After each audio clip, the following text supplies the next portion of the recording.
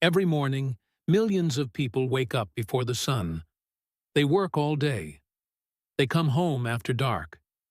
And they do it again tomorrow. And when they ask why, someone always has an answer. It's for the greater good, for the system, for society. About 100 years ago, a German thinker looked at this story and said, "Something about it doesn't add up." His name was Franz Oppenheimer. The book he wrote is called The State. And once you understand his argument, you start seeing the world very differently. Berlin, the early 1900s. In a small medical office, a young doctor works late into the night. Scalpel in hand, patients in the chair. He treats the sick, stitches wounds, writes prescriptions. One patient after another. But something keeps bothering him. Because every day, he sees the same pattern. His patients recover. And then return to the same lives. Poverty, exploitation, and misery. That's when a troubling realization begins to take shape. Medicine can heal a body, but it cannot heal a society. So in 1909, he makes a radical decision. He puts down the scalpel, for good, and begins studying a different disease entirely. Not the illness of the human body, but the illness of the economy. Within a few years, he becomes a lecturer in economics at the University of Berlin, and later a professor of sociology at Frankfurt University. Now, was being a professor great? Not exactly. Because, in this world, people who tell the truth often end up having the hardest lives. Oppenheimer was a liberal. He insisted on calling things what they were. And the academic establishment, those stuffy old gatekeepers, made his life miserable. You know how it goes. It's like being in an office where everyone's busy pretending to be busy, performing for the boss, acting like the whole project is fine. And then you stand up and say, "Hey, wait a second. Is this entire thing a scam?" That's when things start getting uncomfortable. That's when you suddenly find yourself restructured out of a job. But truth has a way of pushing through. Eventually, Oppenheimer's theory of the state began to catch on. The people who mocked him fell silent. And now, here we are, still reading his work. So what was Oppenheimer trying to do with this book? According to him, every book written about the history of the state before his fell into one of two categories. Either it was painfully dull, like a grandmother slowly shuffling down a hallway, or it was a fairy tale, written by whoever happened to be winning at the time. Oppenheimer decided his book would be different. He was going to take readers on a journey, from the Stone Age all the way to Henry Ford. Through the blood, the conquest, and the endless justifications people invented along the way. We had to take what wasn't ours just to survive. And he wasn't going to soften any of it. He was going to lay the whole story out, raw. In fact, the preface alone, which is usually just a polite introduction, reads more like a declaration of war. The book took off. Before long, pirated editions started appearing in Japanese, Russian, and Hebrew. 100 years ago, intellectual property protection wasn't exactly airtight. It was basically the same as buying knockoffs on a discount app today. When something's good, everyone wants it, preferably for free. But not everyone was convinced. A Finnish foreign minister named Holsti stepped forward to attack Oppenheimer's argument. And this part is worth paying attention to, because it's incredibly relevant to how we still think today. Holsti and his supporters pointed to a series of examples. Look, they said, even in primitive tribes, even in societies without clear class divisions, there are still leaders and rules. So that's the state, right? In other words, the state has always existed. Oppenheimer's response was blunt. Stop. Right there. You're stealing the concept. Let me give you an analogy. Imagine a community where everyone elects an enthusiastic ant to organize the garbage sorting and settle disputes between neighbors. That's authority. That's management. That's organization. But imagine that one day, that same garbage committee shows up at your door with a gun and says, "From now on, you give us half your monthly income, or we break your legs. And, by the way, we make the rules, and you don't get to change them." Now suddenly, something has changed. The first thing? That's a community. The second thing? That's the state, at least in Oppenheimer's eyes. And the difference between the two is force. And so Oppenheimer arrives at a definition. One that makes anyone invested in the system very uncomfortable. The state is an organization in which one class oppresses another. Remember that. This is not a social contract. This is not a group of people sitting around a table, drinking tea, and agreeing to form a government together. It's not your mom calling you home for dinner. There's none of that warmth. Oppenheimer says there is only one way a class organization like this comes into existence: conquest. Imagine an ancient gang on horseback, blades out, charging into a village of farmers who are just trying to grow their food. And who is that village? That's us. The people who spend 30 years paying off a mortgage.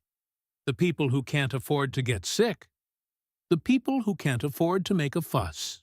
The raiders beat the farmers into submission. And then they say, "We're not going to kill you, but from now on, everything you grow, you bring to us first. Whatever's left is yours." That, Oppenheimer says, is the origin of the state. A truth that thousands of years of scholars have tried to wash clean. At this point, some sociologists step in to support Oppenheimer, particularly William Wundt, who argues directly that political society, the state, can only arise during periods of migration and conquest. Think about it in modern terms. Why can your boss squeeze you? Is it really because you signed a fair contract? On paper, maybe. But in reality, because he controls the resources. He holds the power over the person who would struggle to survive without the job. You've got a mortgage to pay. You can't afford to have your kid fall behind. So you accept the arrangement. You just do. What Oppenheimer is telling us is this: the state is not your mother. It's the local protection racket, wearing a suit. Now Oppenheimer turns his scalpel on the classic theories. You've all heard of the social contract, right? Think Rousseau and his crowd. They imagined that long ago, human beings lived free and equal, almost like paradise. Then, in order to create a better life, everyone supposedly agreed to give up a little freedom and form a government together. Oppenheimer's response? That's complete nonsense. It's like those people selling miracle health supplements who promise, "Just take my pills and you'll live forever." It's a myth. More specifically, a myth designed to make you pay your taxes without complaining. And then there's the biggest one of all. The idea so deeply embedded in our minds that most of us never even think to question it. Primitive accumulation. Economists, success gurus, even your elementary school teacher, they all tell some version of the same story. Once upon a time, there were people who were smart, diligent, and frugal. They saved their money, bought land and machinery, and eventually became capitalists. And then there were others, lazy, careless, and foolish. They spent everything they had, saved nothing, and ended up with nothing. So they had to go work for the diligent ones. And just like that, the story goes, the gap between rich and poor was born. Natural, fair, simply the result of individual choices. Sound familiar? It should. It's the same story the hustle culture gurus are shouting in every live stream today. You're poor because you didn't work hard enough. You can't afford a house because you didn't hustle hard enough. You're still delivering food because you didn't study hard enough. Oppenheimer looked at all of this and said, "Bullshit." True sociology has to confront the facts. Classes were never formed through peaceful economic competition. They were formed through conquest and slavery. Full stop. Now think about today's rich lists. Those people, or the even more invisible ones above them, how many actually built their wealth penny by penny? How many got there through licenses, management rights, inside information, or buying state assets at discount prices? Is that diligence? No, that's looting, with extra steps. Dressing up plunder as hard work, and dressing up being robbed as laziness. That's the most shameless part of the whole myth. It makes you sit at the kitchen table late at night, staring at the bills, thinking, maybe it's my fault. Stop swallowing that feel-good lie. Then there's the old argument. Too many people, too little land. Oppenheimer goes straight to the numbers. He shows that as long as there is fertile land left unclaimed, no one would willingly hand over their labor to someone else for just a fraction of what they produce. He even runs the math on early 20th century Germany. Even in that densely populated country, if all agricultural land had been redistributed equally among farming families, each family could have received roughly 25 acres. And at that time, a German peasant family could live quite comfortably on 5 or 6 acres. So why does it always feel like there's never enough land? Because it's monopolized. Governments restrict what can be built on the empty land around cities. Developers buy it and sit on it. That's not a natural shortage. It's a political one.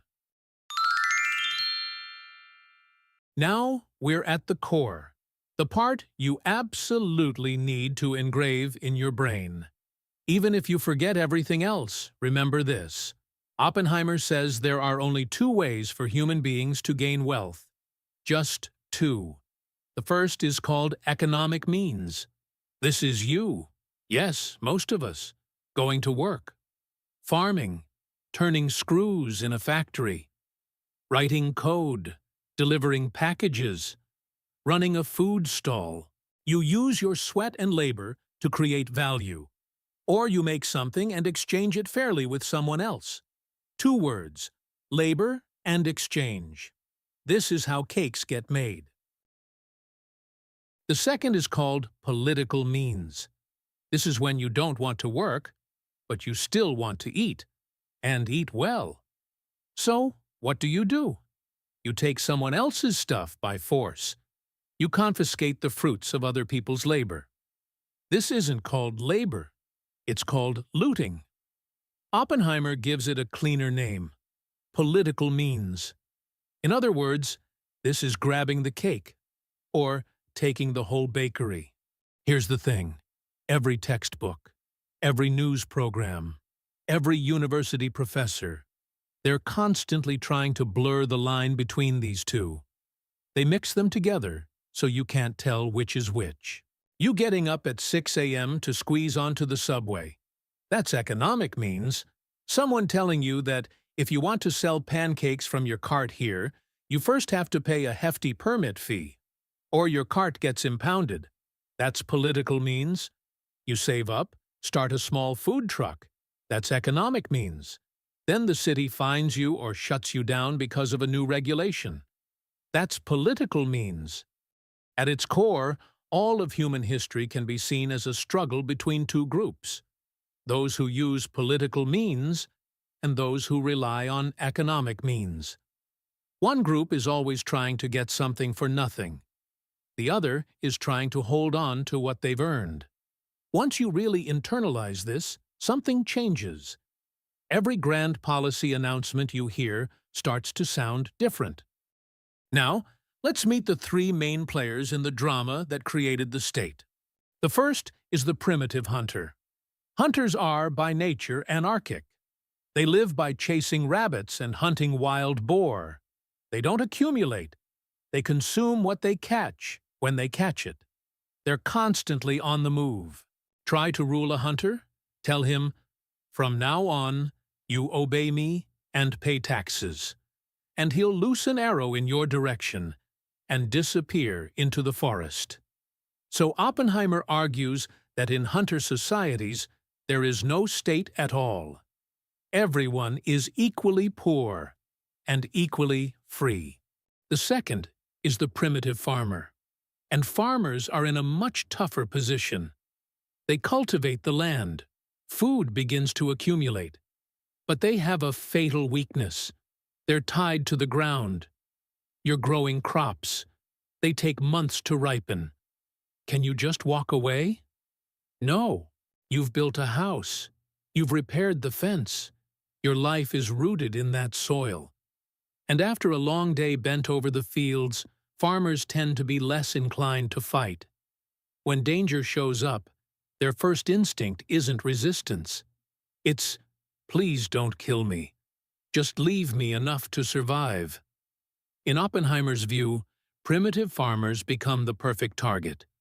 They have something worth taking, and nowhere to run. The third is the herdsman, and this is where the story takes a darker turn. These are the people who raise cattle and sheep. Like hunters, they're strong, mobile, and accustomed to violence. But unlike hunters, they possess something new: capital. Livestock, cattle, and sheep were among the earliest forms of capital, and they multiply. More importantly, herdsmen develop one of the most consequential institutions in human history: slavery. A hunter who captures someone has two choices: kill them or let them go. Keeping a captive alive, without purpose, isn't worth the cost.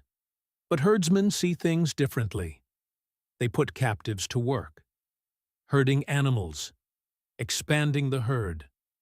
The value produced quickly exceeds the cost of keeping them alive. And herdsmen are natural organizers.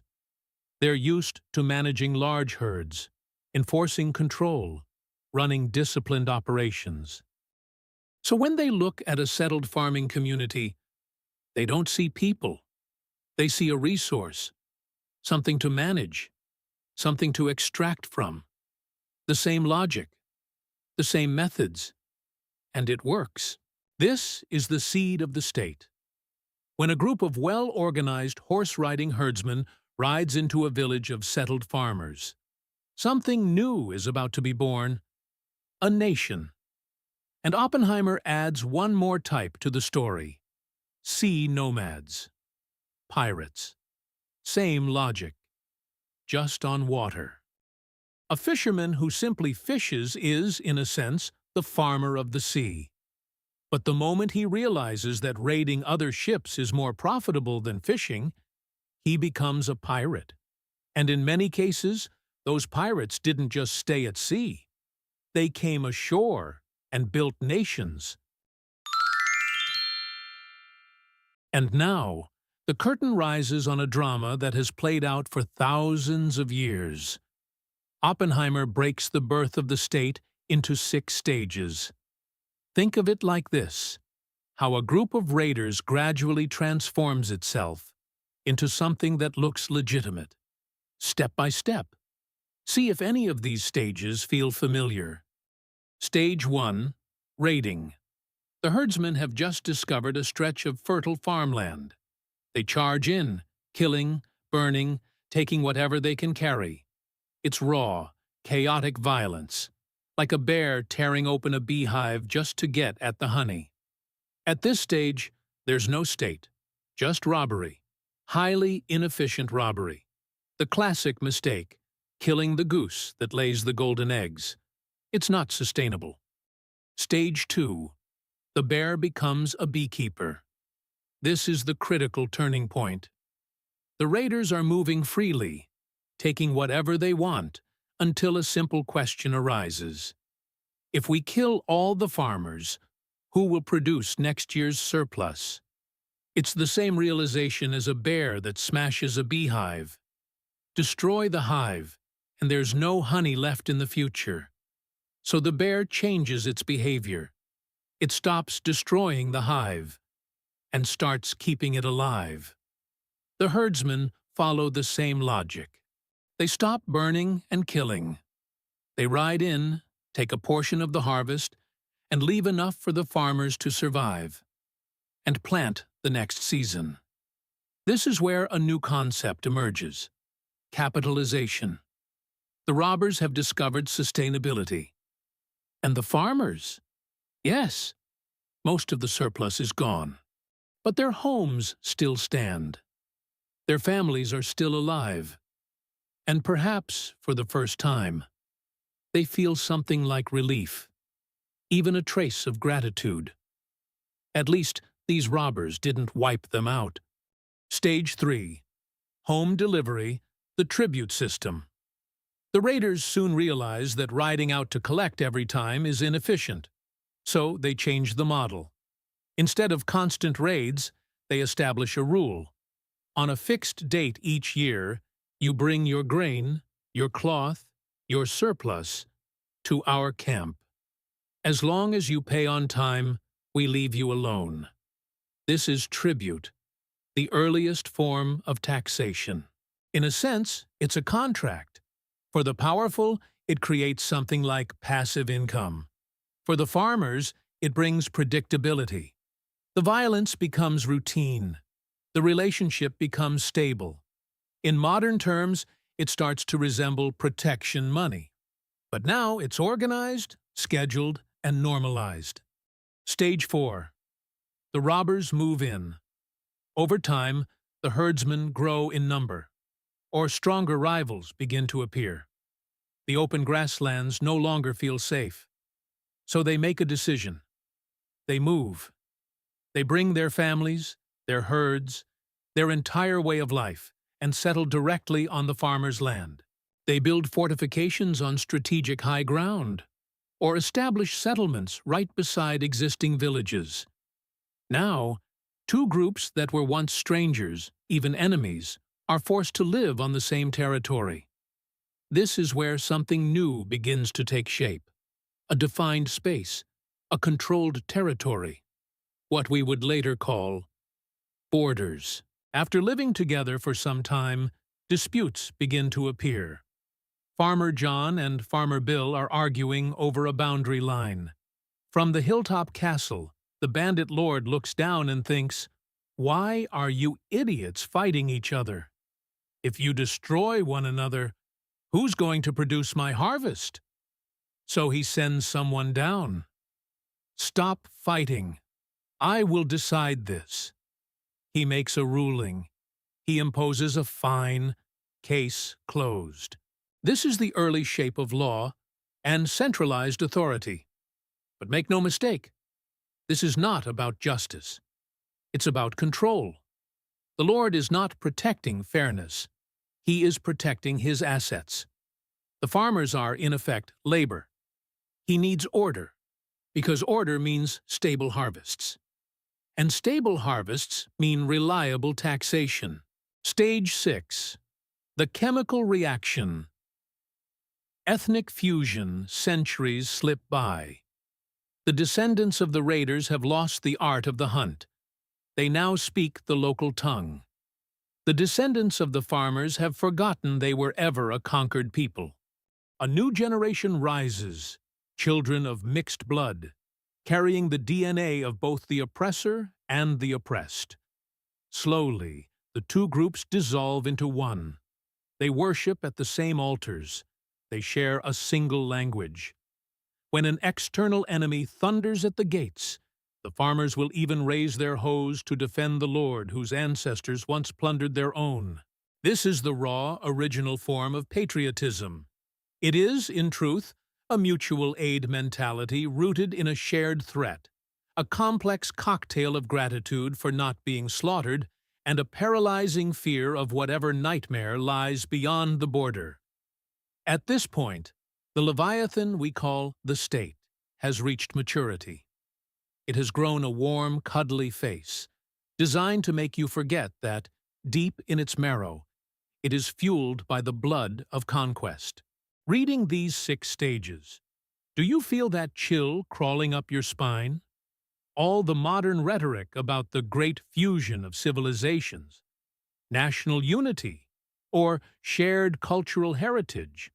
Under Oppenheimer's scalpel, these are revealed as nothing more than a highly successful domestication process. The rulers are masters of this craft. When violence is regularized, when robbery is institutionalized, people stop perceiving it as theft. They begin to see it as the natural order. They may even come to call it justice.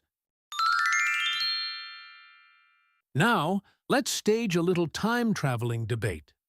On one side sits Thomas Hobbes, looking characteristically grim. Oppenheimer, he growls, without the state, without the Leviathan, humanity would descend into a war of all against all. Life would be solitary, poor, nasty, brutish, and short. The state is a necessary evil. It is the only thing that maintains peace through the shadow of fear. Oppenheimer fires back without missing a beat. Old Thomas, you've got it completely backward. That war of all against all you're so terrified of? It doesn't exist in primitive societies. The truly grand massacres, the systematic plundering, those only emerge after states are formed. The state didn't end war. It organized it. It scaled it up. It industrialized it.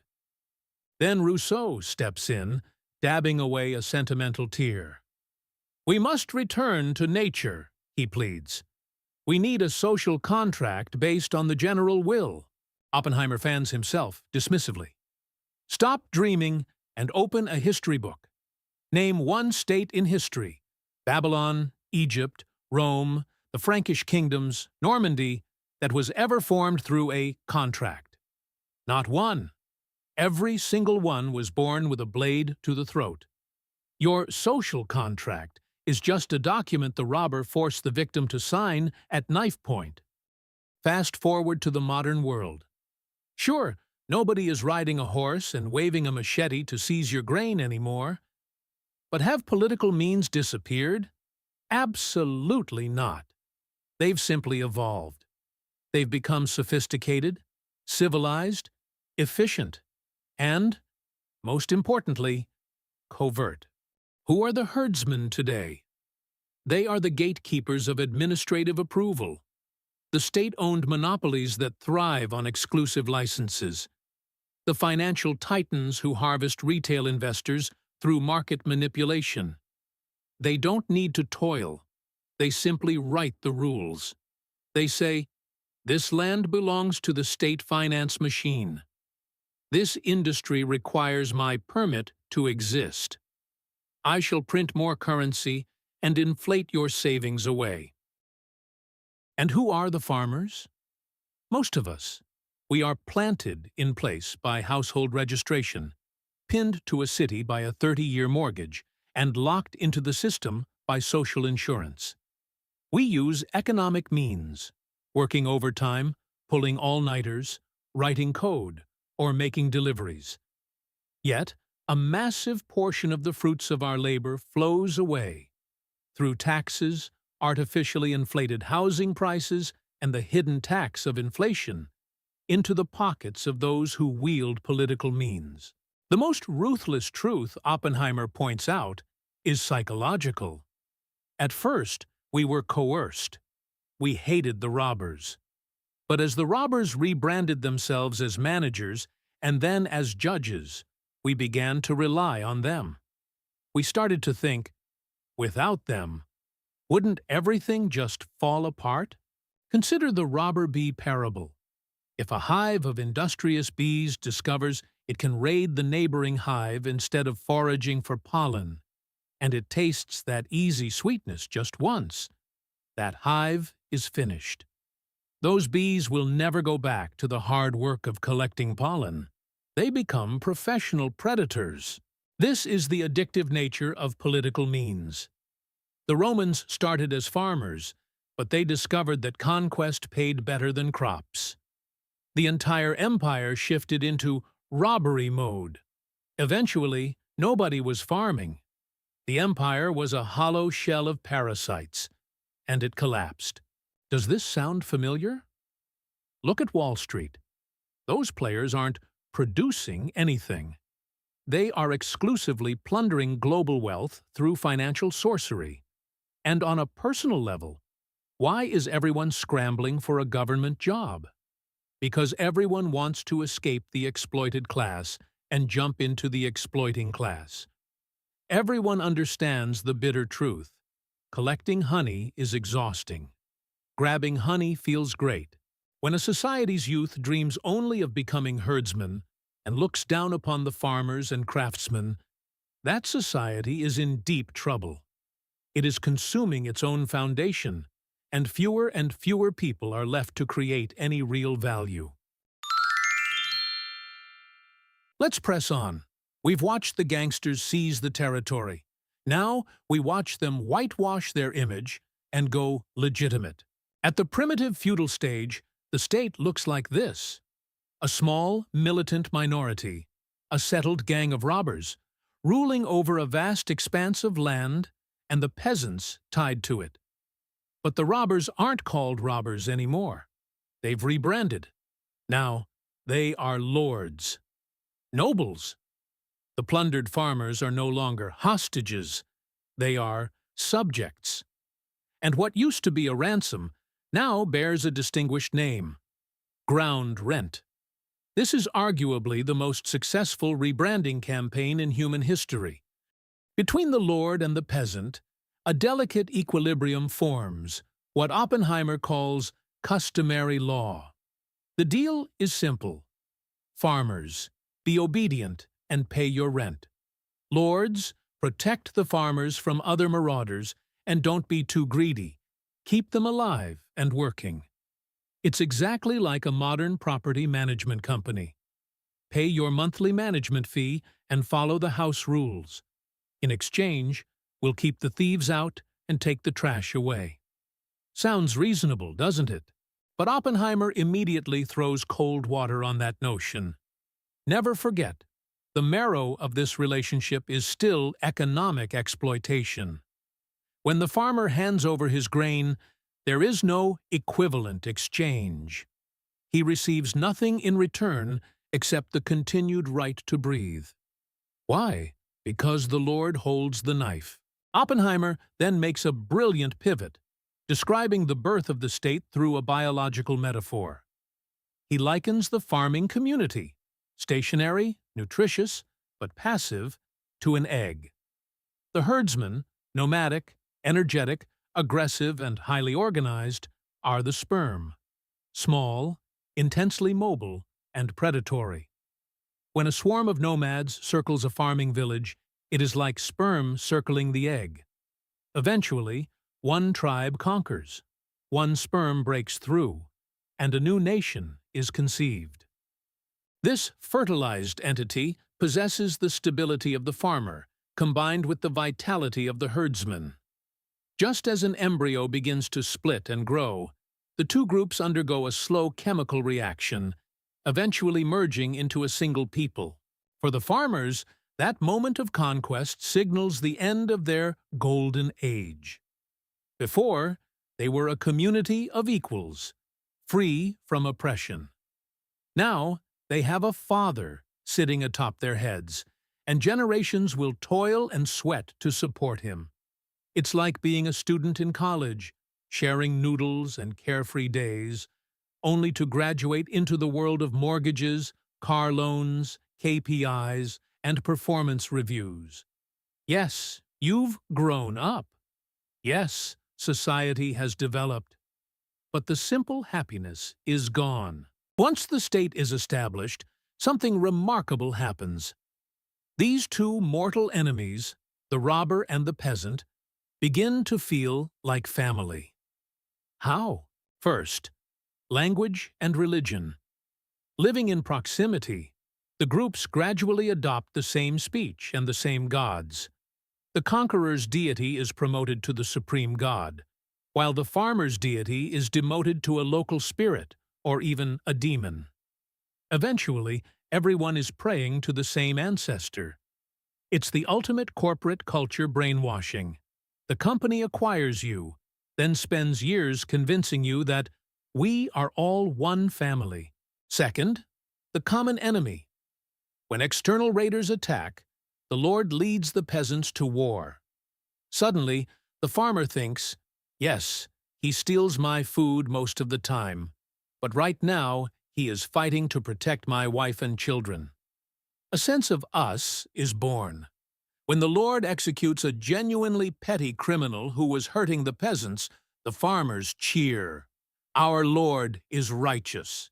They momentarily forget that the Lord is the biggest bandit of all. This is the seed of national consciousness, built on the foundation of legal protection, even when the protection fee is outrageously high.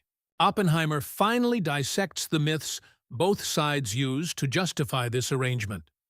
For the ruling class, they claim a natural superiority, brave, warlike, and divinely chosen. They view farmers as naturally cowardly and lazy, born to be mastered. Oppenheimer quotes a mocking ancient Greek drinking song, a nobleman's confession, "I have my health, I have my strength, I let people call me master. Those who won't hold a sword simply lie at my feet and lick my hand." In the eyes of the nobility, robbery isn't a crime, it's glory. Only fools work. Real men take. For the governed, farmers develop an embryonic natural law. They think, we are all human. I work this hard. Why does he take more than half? That isn't fair. This thought is usually buried deep, but in the dead of night, or when the Lord pushes too far, it surfaces. That spark is the soul of every future revolution. Most of the time, however, the farmers live within the illusion. The Lord is our protector. The foreign robber god slowly transforms into the local patron saint. What we call patriotism is often just gratitude for not being killed at random, mixed with a paralyzing fear of even more murderous enemies waiting outside the gates. Now, let us leave the black soil behind and head into the open sea. If the land-based state is a bulky bear, obsessed with borders and total territorial control, then the maritime nation is a slippery, predatory shark. The soul of a seafaring nation is commercial capital. Every textbook tells a fairy tale. Trade promotes cultural exchange. Merchants are the messengers of peace. But under Oppenheimer's scalpel, early trade is revealed to be soaked in blood. Here is a question. Why would primitive people, who want only to guard their own few acres, ever start doing business with total strangers? To a primitive mind, a stranger isn't a customer. They are a ghost, a demon, or a scout for a raid. So, how did trade begin? Through a curious psychological defense mechanism: hospitality. Have you noticed how, in remote rural areas, people bring out their finest meat and wine for a guest? Is that pure warmth? Oppenheimer says no, it is fear. The ancients were terrified that a stranger might be a god in disguise. They rushed to appease the unknown visitor. This gift-giving became a habit. You give me an axe, I feel obligated to give you a pelt. Eventually, they realized this exchange was more productive than a bloodbath. Thus, peaceful trade was born as a byproduct of terror. But peaceful hospitality was merely a shadow. What truly turned trade into a behemoth was our old friend, the robber. Oppenheimer quotes Goethe's Faust: war, trade, and piracy, a trinity inseparable. To understand Athens, Carthage, Venice, or the early British Empire, toss out the myths of mercantile virtue. These pirates weren't mindless murderers. They were sophisticated entrepreneurs. A pirate raids a ship and seizes cattle, silk, and slaves, but he cannot consume it all. He must offload the loot. So, the pirate plays a double role. He steals at point A and sells to the people at point B. He discovers that being a middleman and taking a markup is often more profitable than the heist itself. The pirate ship evolves into a merchant vessel. The pirate stronghold becomes a thriving port city. This is the dirty origin of commercial capitalism. The cleverest realization follows. If I kill every merchant at the market, who will I sell to next time? That is killing the golden goose. So, the pirate makes a decision that goes against every predatory instinct. Protect the market. Set up a neutral trading zone. Swear an oath to the gods that anyone causing trouble there will be cursed. Why? Because only if the vendors prosper can the pirate keep taking his cut. Think about the world's largest aircraft carrier groups today, patrolling the seas to maintain freedom of navigation.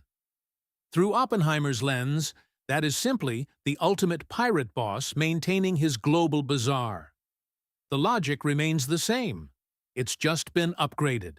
How did maritime nations build states? Either through direct occupation, Phoenician pirates seizing a spot in North Africa and enslaving the locals, or peaceful infiltration, where merchants set up trading posts that slowly grow into concessions that eventually swallow the local kingdom. But here is why ocean nations ultimately collapse, and Oppenheimer was chillingly prescient here. In land nations, there is a natural ceiling on inequality. Grain rots. You cannot hoard it infinitely. But ocean nations run on money, and numbers can accumulate to infinity. This creates a fatal progression. Large landowners use slave labor to produce massive surpluses. Food prices collapse because slave-grown food costs nothing. Small, independent farmers cannot compete. The middle class goes bankrupt, drowning in debt. Debt slaves then? Mortgage slaves now. Does that sound familiar? Big platforms running monopolies, crushing small businesses.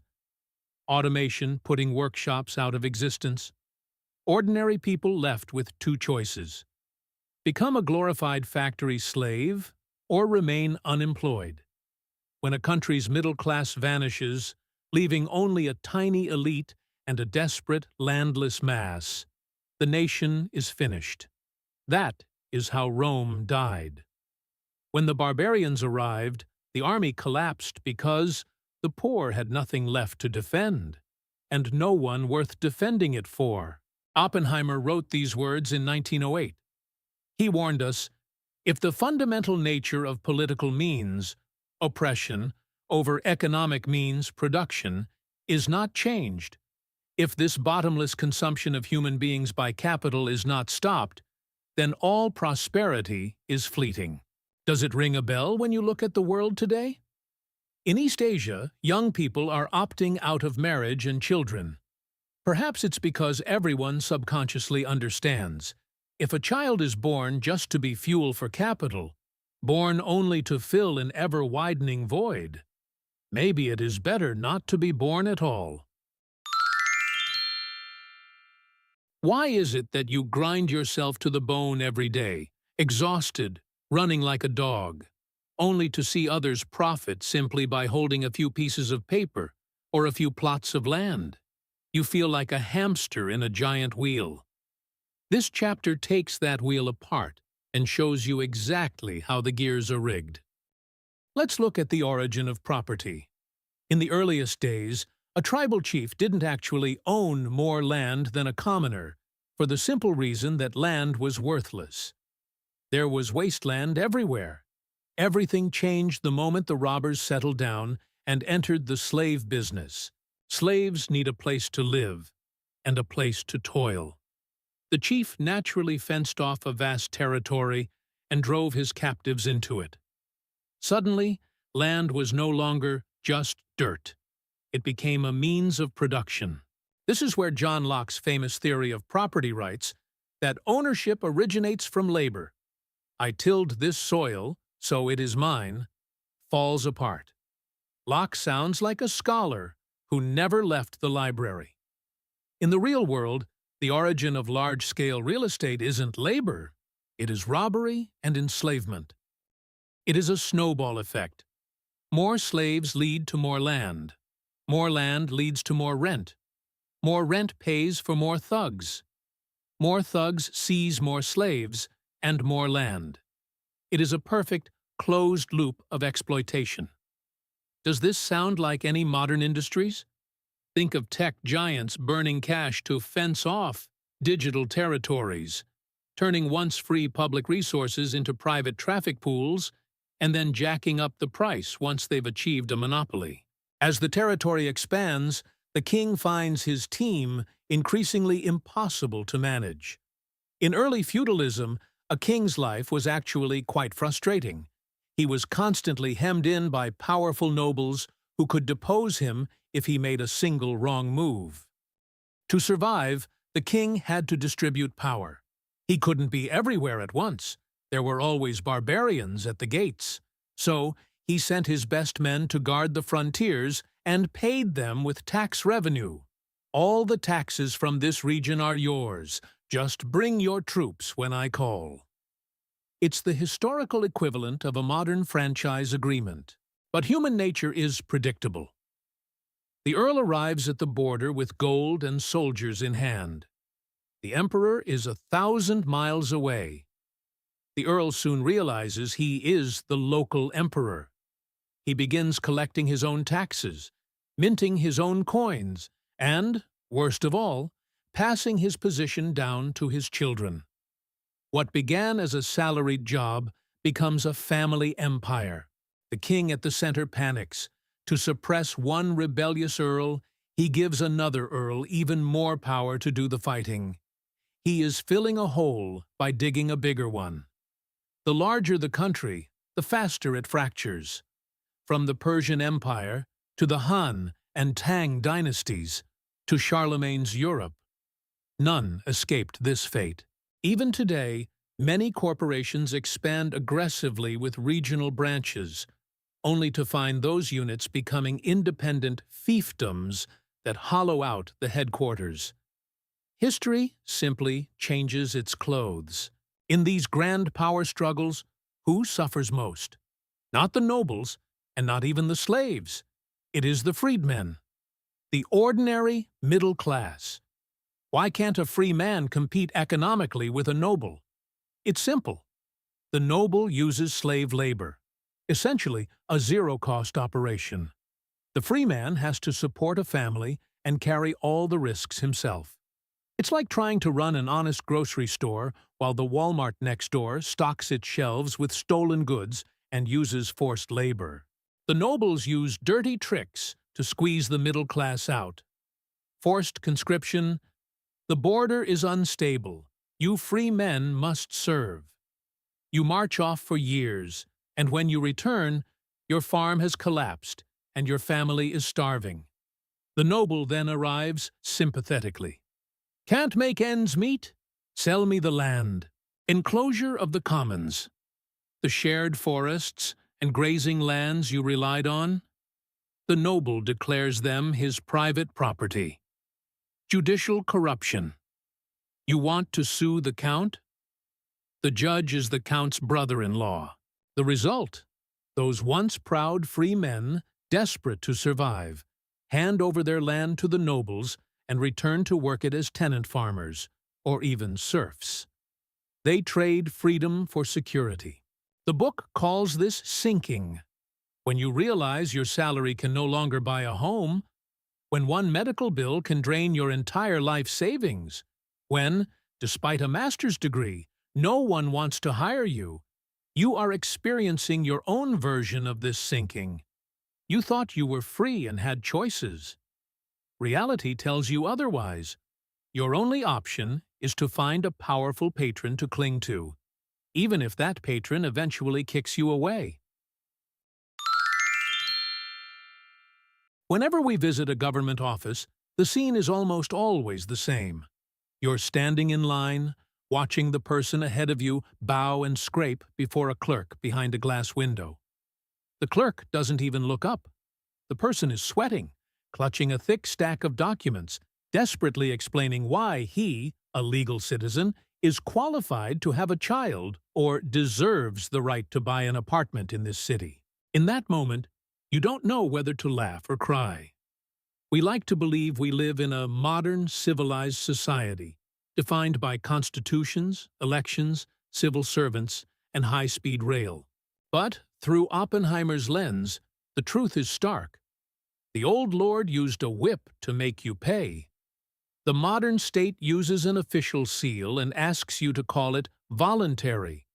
The methods have become more sophisticated, but the core logic, political means parasitizing economic means, hasn't changed a single punctuation mark.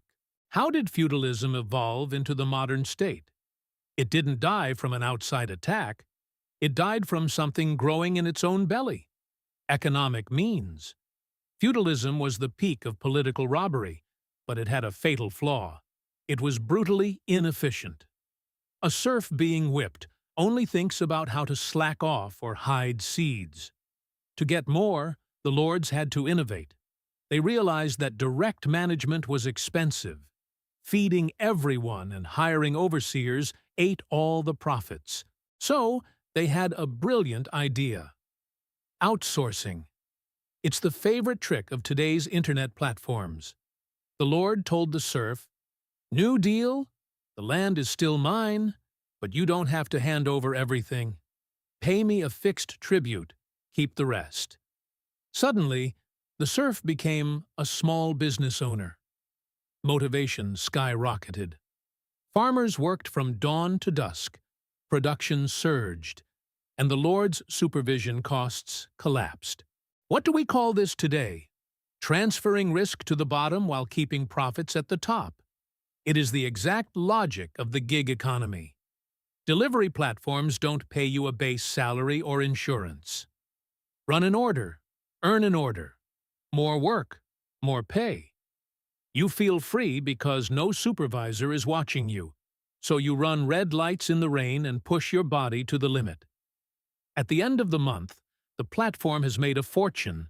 You are exhausted, and yet you still feel like a partner. This surplus of food and money gave birth to a disruptive force. The city. Oppenheimer flips conventional wisdom here. We usually think countries build cities. Wrong. The country is the group with the knife extracting from the land. The city is where people who don't want to be robbers gather as refugees.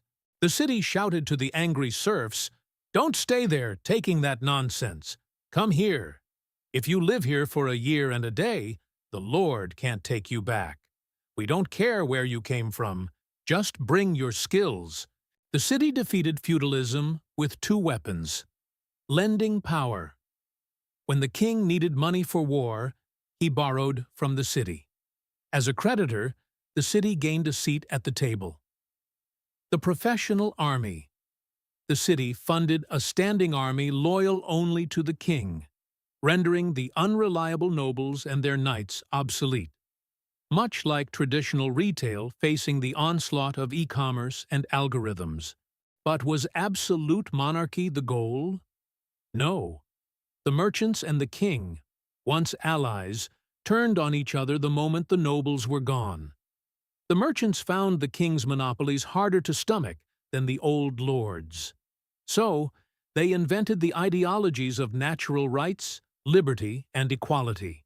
Cold Water time. Oppenheimer argues that the so-called constitutional revolution was actually a division of spoils between the new landlords, the capitalists, and the old ones, the nobles. When the peasants started cheering for revolution, the capitalists panicked. They didn't want to give their money to the poor, they just wanted to limit the king. So, they made peace with the old nobility and drafted a set of rules to protect property while maintaining social face. That document is the Constitution. Those are your natural rights. In the modern constitutional state, class hasn't disappeared. It has simply changed clothes. At the top, the high-level predators, real estate moguls, financial giants, and industrial titans who intermarry and pass benefits within a closed loop of senators and bankers. At the bottom, the vast majority who contribute the value but keep just enough to survive. In the middle, the most torn group, the middle class, senior white-collar workers and technical experts desperately trying to climb up while terrified of falling down. The white-collar worker dying of overtime to pay a mortgage thinks he is middle class. In reality, he is a high-level modern serf. That mortgage is just the old lord's ground rent, rebranded. And then there is the new monster, bureaucracy. In theory, officials are neutral public servants. In reality, Oppenheimer notes that bureaucrats are people too, with their own class interests. Since they are paid from taxes, they cannot mathematically represent your interests. This is why everyone races to pass the civil service exam. Subconsciously, everyone knows the truth. Entering that system is the only way to get closer to the political means. It is the transition from being the harvested leek to being the one holding a corner of the scythe. Even holding just a corner is better than being the leek. We have reached the final chapter of this journey. We have traveled from the primeval jungle, where men bashed one another with clubs, to the modern metropolis, where they battle with contracts and lawyers. We have watched the blood-soaked bandit chief evolve into the suit-wearing president, reading from a teleprompter. Now, Oppenheimer stands at the end of history, gazes into his crystal ball, and delivers his final reading. If you stand by the river of history and watch the Leviathan rumbling forward, you might think it is invincible, eternal. Every textbook tells you, without the state, you would kill each other. Without a strong man, you would starve. But in this final hour, Oppenheimer acts as a cold forensic pathologist. He points at the still-breathing Leviathan and says, "Do not let the twitching fool you. This entity is terminally ill. It will not last." He opens with a bombshell. The state, as we know it, is merely a brief, violent episode in the human story. Its destination is not a more powerful Leviathan, but a complete society. Let's review his core equation. The state, political means in full operation, plunder and coercion. Society, economic means in full operation, exchange and mutual aid. For thousands of years, these two have been tangled like conjoined twins, but Oppenheimer predicts a biological separation. The parasitic organ we call the state will eventually shrink, detach, and die, leaving behind only a healthy, self-sustaining society. This may sound like the Marxian withering away of the state, but the logic is entirely different. Marx believed in destroying the state through bloodshed and revolution. Oppenheimer says, no, the state will be rendered obsolete by evolution. Just as we no longer use stone axes to treat headaches because we discovered better tools, the political means of robbery will be outcompeted. When the efficiency of peaceful trade dramatically exceeds the returns of violent plunder, no one will choose to be a robber. The Leviathan is being competed to death by the market economy. What will be left? Oppenheimer calls it a free civic union, a community of free people. In that world, officials are not masters. They are service employees. You pay the management fee, they open the door. It is that simple. To defend this vision, Oppenheimer fights two battles simultaneously: against the bourgeois economists who defend the status quo, and against the Marxists who demand a total reset. He fires back at the economists who blame poverty on overpopulation. The poor are not poor because they have too many children. They are poor because the last line of defense of the political means has not yet been broken. Pay close attention. This is the most important sentence in the book. The large-scale monopoly of land is the last fortress of the political means. To a modern ear, land monopoly sounds like high housing prices, but it goes 10,000 times deeper than that. Think about this. In a capitalist society, why must you go to a factory and accept exploitation? Why do you take a fraction of what your work is actually worth? Marx said, it's because the boss owns the machines and you don't. Oppenheimer says, that's not quite it. If the only problem were machines, workers could simply organize or walk away, and wages would rise through competition. The real problem is, you have nowhere to go. If the outskirts of our cities were surrounded by unclaimed cheap land, and you were unhappy with your boss, you could say, I quit. I'm going to homestead. This is the right of exit. As long as every worker holds this right, bosses are terrified. To keep people, they must raise wages, until working for someone pays as well as farming your own land. At that point, exploitation effectively disappears.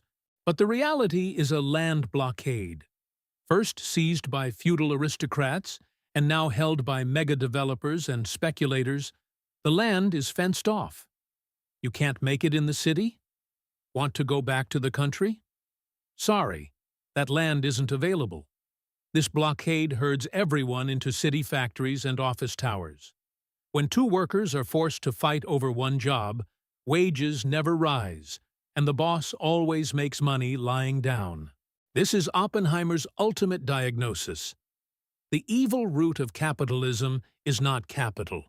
It is the remnant of feudal land enclosure that has polluted the free market. Because the political means, the land grab, was never fully dismantled, the economic means, the market, became a man-eating monster. Does this explain the involution we see today? The exit routes are blocked. In the old days, you could say, worst case, I go home and farm. Today, you can't afford the city, and you can't return to the village. When you have no exit, you have no leverage.